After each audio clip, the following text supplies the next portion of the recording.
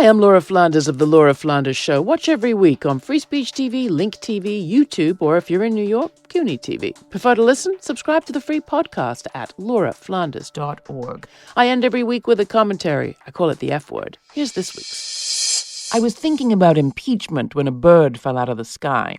I was thinking about quid pro quos and the using of the presidency for personal gain when I rounded a corner and saw a hawk, gray and crumpled, on the ground. It was a bright blue day, and she seemed to have slammed herself into a window, mistaking it perhaps for the sky. Dazed on the sidewalk, she stood perfectly still, protected by gentle cups and generous yards of yellow caution tape. What if this was always our approach to the precious having a bad day, I thought.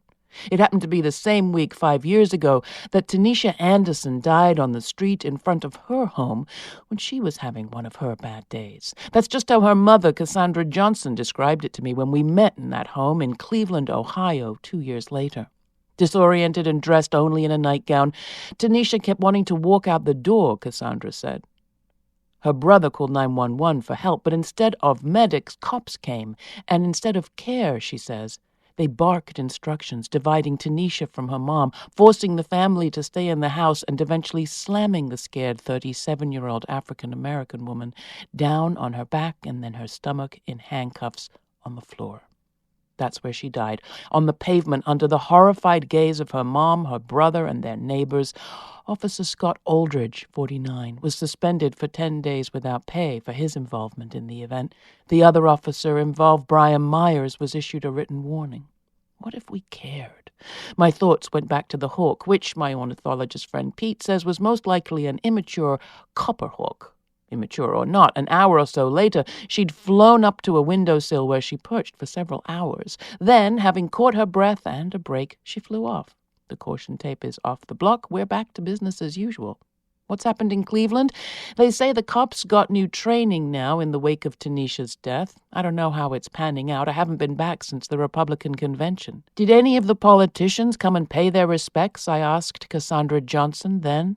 Not a one, she replied. No local poll either. We just don't matter to them, she said. Across town, later that night, I remember Trump seizing the stage in a cloud of smoke like a Nuremberg rally. This column could probably have gotten more likes if I'd made it about Trump instead of Tanisha Anderson and a hawk. Mercenary, money-grubbing, treasonous, only out for himself. He deserves to be impeached. But I can't help thinking we need to keep impeaching. What would it take to cultivate caring instead of hate? I have a few ideas, but one thing's for sure, a quid pro quo who matters and who doesn't calculation is no way to run a healthy society.